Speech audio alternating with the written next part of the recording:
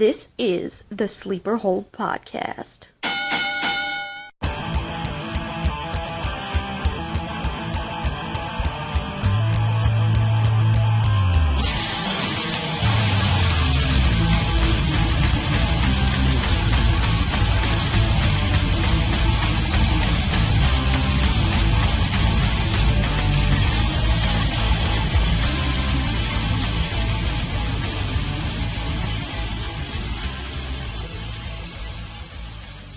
Welcome to the Sleeper Hold Podcast, where there is no disqualification on the topics and falls count anywhere.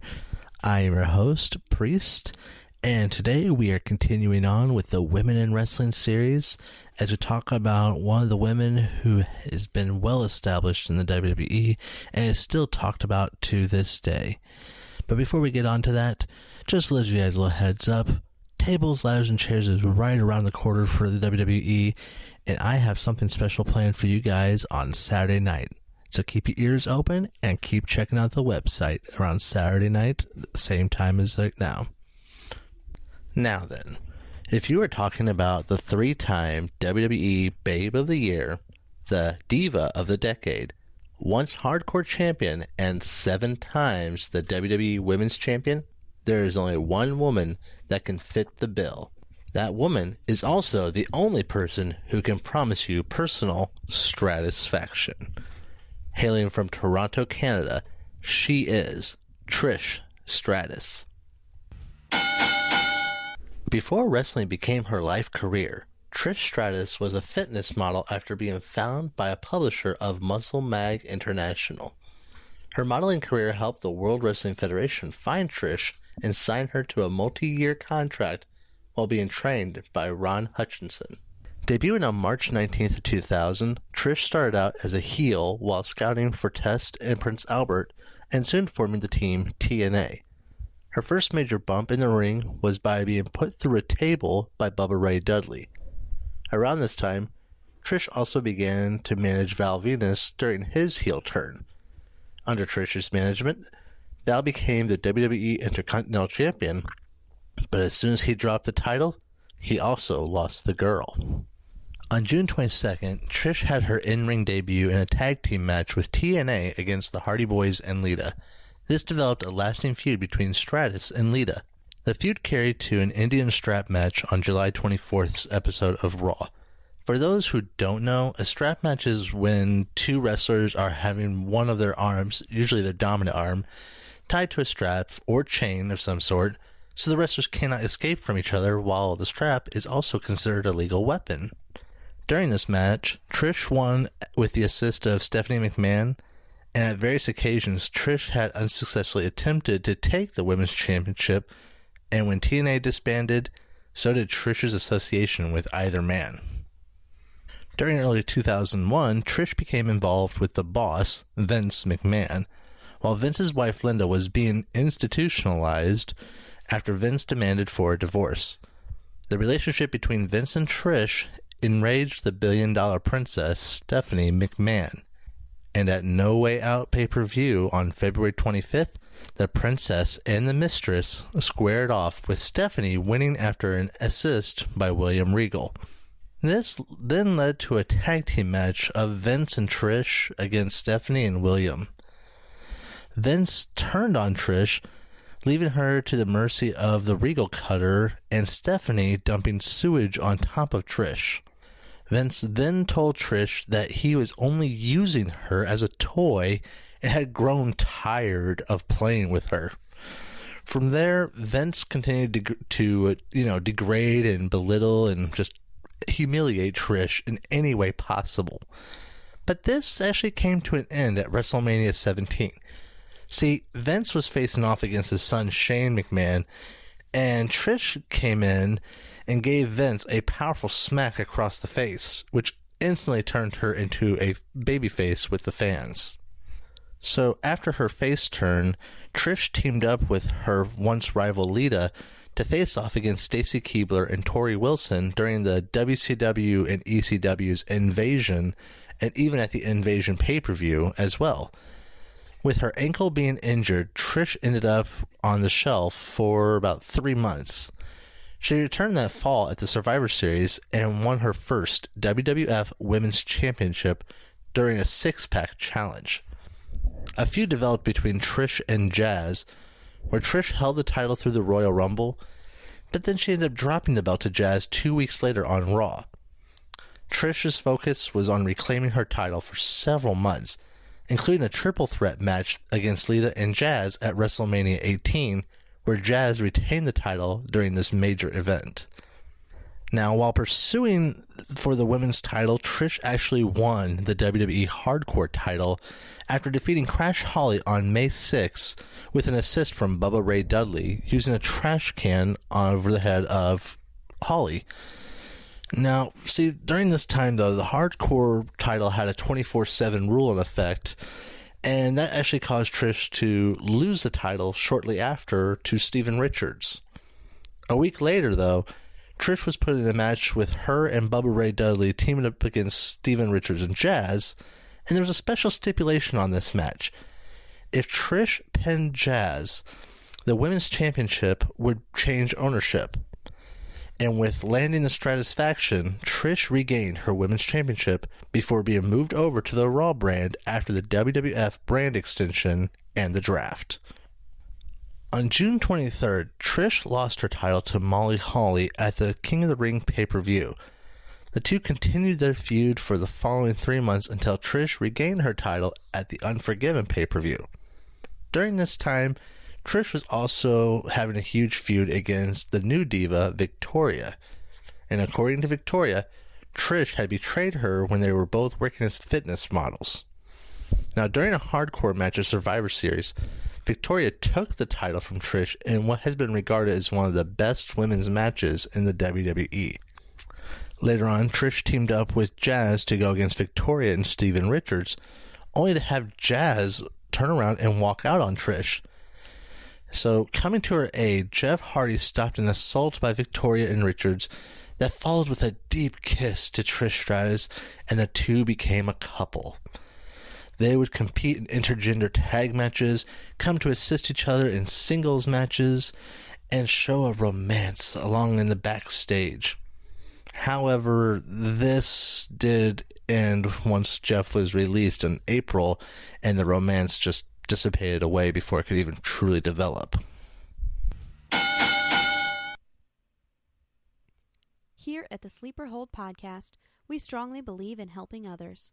This quarter, the Sleeper Hold Podcast is Going Pink with Susan G. Komen as we join the Rise Above Cancer campaign. Susan G. Komen is the world's largest nonprofit funder of breast cancer research. Breast cancer is the most commonly diagnosed cancer in the world and the second leading cause of cancer-related deaths among women in the United States. There are already more than 3.1 million breast cancer survivors now in the United States, and your contributions will help with the research and work to increase the number of survivors of breast cancer. For more information or to make your donation, visit thesleeperhold.com and click on the Susan G. Komen link. At WrestleMania 19, Trish ended her feud with Victoria after defeating her and Jazz for her fourth championship reign. However, her title was lost on Backlash to Jazz. Monday's Raw after Backlash, Eric Bischoff, who was the GM at the time, ordered for Trish to be put into a no disqualification match against, well, none other than Eric Bischoff himself. The catch? If Trish won, she would be given a championship rematch the following week.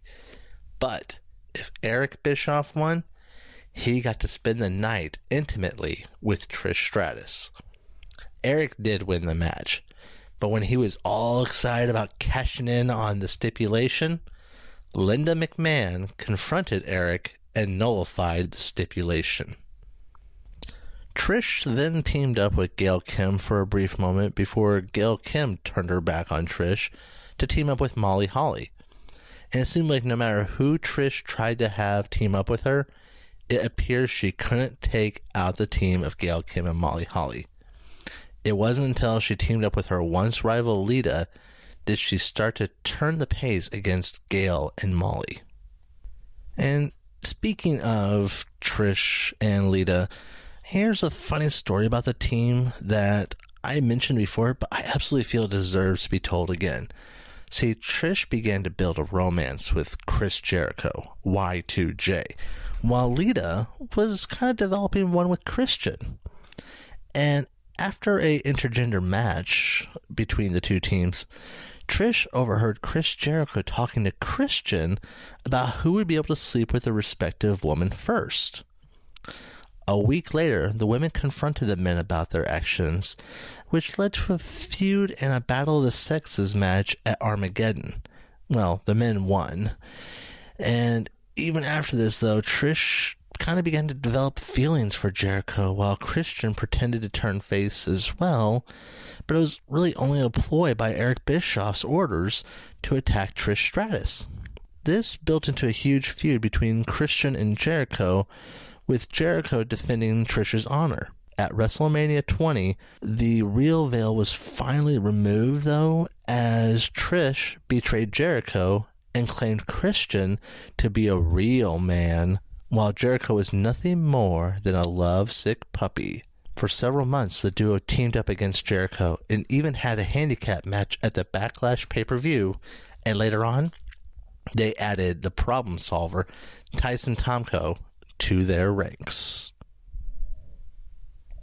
At the Bad Blood pay-per-view on June 13th, Trish won a Fatal 4 match to become the women's champion for the 5th time. In July, Trish suffered a broken hand that took her out of wrestling for about a month. If you think that's bad, that's minor to what happened later on. See, Lita had this whole angle going where she was pregnant with the demon spawn of Kane, and then Snitsky had made Kane fall on Lita, and Lita lost the child. It was really a wild, crazy storyline. But the thing that's really important about this when it comes to Trish is after the loss of the child, Trish had made a few comments about Lita still having some baby fat, which made Lita kind of snap. So they had a big pay-per-view match. It was for the title, and it was Lita versus Trish.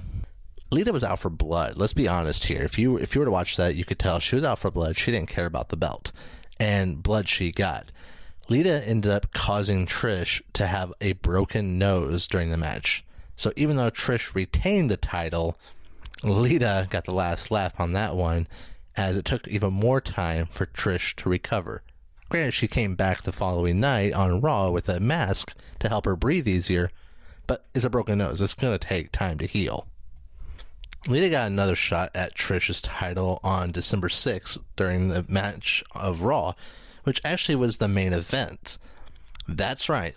It's rare for it to happen, but this is one of those instances where the women rightfully were placed as the main event during one of the weekly episodic shows. 1 month later, though, at the New Year's Revolution, Trish reclaimed her title while Lita suffered a knee injury. With Lita out of the picture, Trish developed a feud against Christy Hemme, the 2004 Raw Divas Search winner. And it was said to be due to the fact that Trish was jealous over Christy Hemme becoming a Playboy girl and having Playboy exposure.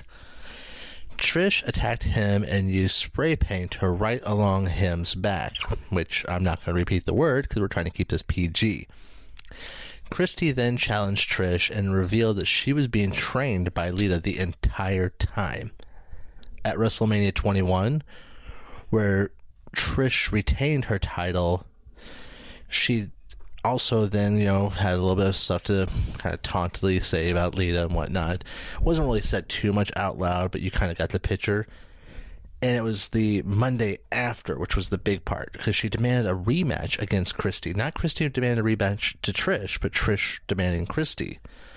And when the match came to happen, even before the bell rang, Trish delivered a very powerful chick kick to Christy and re-injured Lita's knee.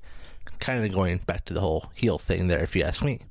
Remember how I mentioned about Lita and Kane? Well, yeah, let's get to that again, because the following week after re-injuring Lita's knee, Trish narrowly escaped being chased around by Kane, and the week after that, Kane almost chokeslammed Trish, but was saved when Viscera showed up and protected her, and then became her partner, so to speak, which was more like basically that he was like a bodyguard to protect her from Kane and Lita.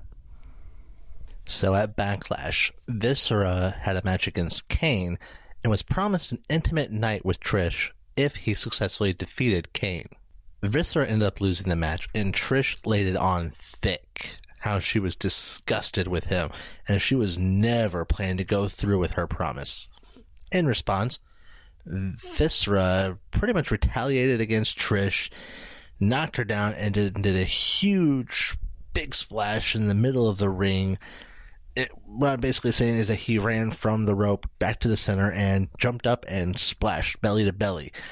We're talking about over 400 pounds on a small framed body. Trish was once more shelved as she suffered a herniated disc. I'm telling you, with all the injury reports that I've got here, she does not have much luck when it comes to keeping herself in one piece, it seems. On September 12th, 2005, Trish returned to side with Ashley Massaro against Candice Michelle, Victoria, and Tori Wilson. It also was the debut of Mickie James, who declared herself to be Trish's biggest fan. During the November match, that was also an Eddie Guerrero tribute show, Trish took part in an inter-promotional Divas Battle Royal, where SmackDown's Melina actually won. The following week, Joey Mercury and Johnny Nitro kidnapped Trish for Melina, and Melina challenged the bound Trish Stratus for the Women's Championship.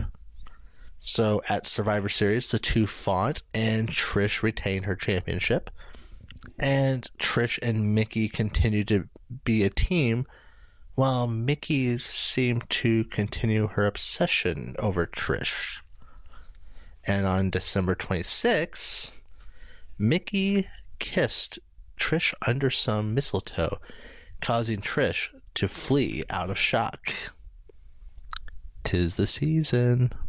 Now, this odd relationship between Mickie and Trish, if you will, carried on to 2006, where the two faced off at New Year's Revolution.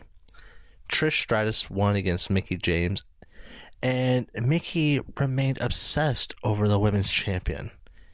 On March 6th, though, Trish confronted Mickie James and declared that she needed some space.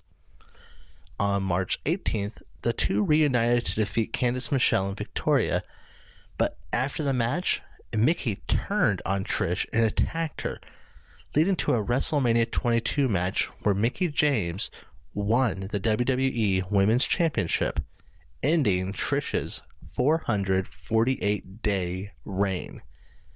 Again, Trish was being recognized for being part of one of the most interesting and best women's matches in the WWE. That's twice she had a huge recognition like that. And at a rematch during Backlash, guess what? Trish suffered a dislocated shoulder, but she still continued to appear on screen while recovering. Returning on June 26, Trish Stratus had a championship match against Mickie James, but she lost, concluding their 9-month-long feud. That same night, though, Melina and Johnny Nitro tried to jump Trish, but Carlito came to the rescue. This led to an interesting mixed tag match where Trish won, and Carlito and Trish started to have a bit of a romance going on. Briefly, though, the team of Carlito and Trish teamed up to feud against the WWE Champion Edge and Lita after the pair had interrupted Trish's title match against Mickie James. The duo of Carlito and Trish, they competed in several tag matches, even one where they teamed up with John Cena to face off against Edge, Lita, and Randy Orton, where Randy Orton RKO'd Trish to give Lita the pin. Well, great assist right there, let me tell you. Trish's last match was at Unforgiven, which Lita first announced and then Trish later confirmed. The setting was in Trish's hometown, in which Trish Stratus defeated Lita while using fellow Canadian Bret Hitman Hart's submission, the Sharpshooter.